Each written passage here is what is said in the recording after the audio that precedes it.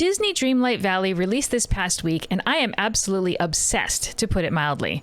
One night, I forgot to eat dinner. Another, I stopped playing thinking it was around 11 p.m. when it was actually after 2 in the morning. Apparently, I'm not the only one really enjoying this early access title, and throughout the course of my reading various people's impressions of it, I learned a new term, known as Disney Adult. I just want to remind you that if you're really into something and want to spend all your time and money on that thing, as long as you're taking care of your responsibilities and you aren't hurting anyone, go for it. If it makes you happy, ignore all the naysayers. It's your life, period. Anyway, every week I make a video highlighting any game news that interests me because although Nico and I play a lot of games, he tends to be pretty oblivious to news about them, while I'm pretty obsessed with it. So here's everything I think Nico should know about in game news the week of September 11th, 2022. First up, notable releases besides Disney Dreamlight Valley. Steel Rising released on PlayStation 5, Xbox Series X and S, and PC on September 8th, and Splatoon 3 released on the Nintendo Switch on September 9th.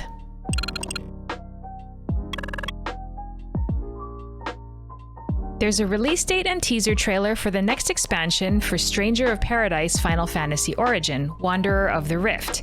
Featuring Gilgamesh, this expansion adds something called the Labyrinth of Dimensions that has randomly generated rooms.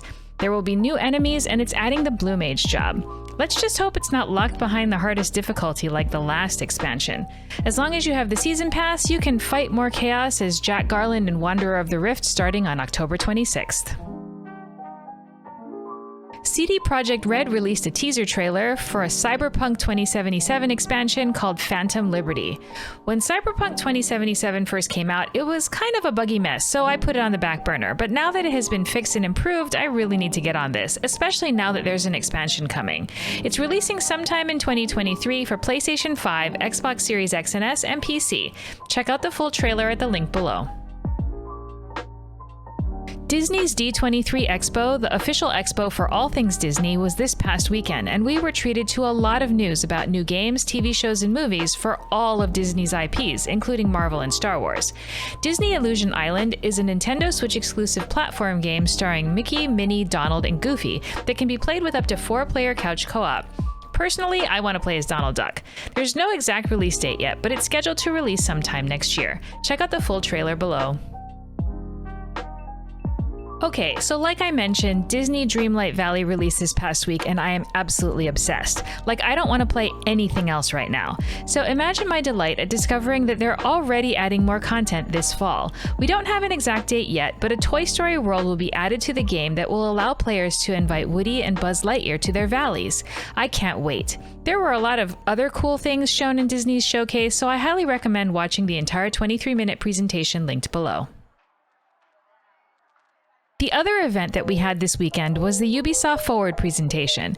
As I mentioned in last week's video, Ubisoft confirmed the name of the next Assassin's Creed title, Assassin's Creed Mirage. During their presentation, we were treated to a pretty cool trailer for the game, which was a reminder to me that I still really need to play the AC games. I have several of them on my backlog list.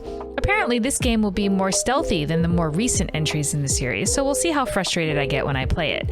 Mirage is planned for release sometime in 2023 on PlayStation, Xbox, and PC. Check out the full trailer below. Ubisoft also teased a couple of new Assassin's Creed projects. The first was Assassin's Creed Codename Red, which takes place in feudal Japan. I always wondered why we didn't have a game about assassins with shinobi in Japan. And the other was Assassin's Creed Codename Hexe, which looks like it involves witchcraft and the occult. There are no release windows for these two games, and given that they're currently focusing their efforts and resources on Mirage, it will likely be quite a while before we see them.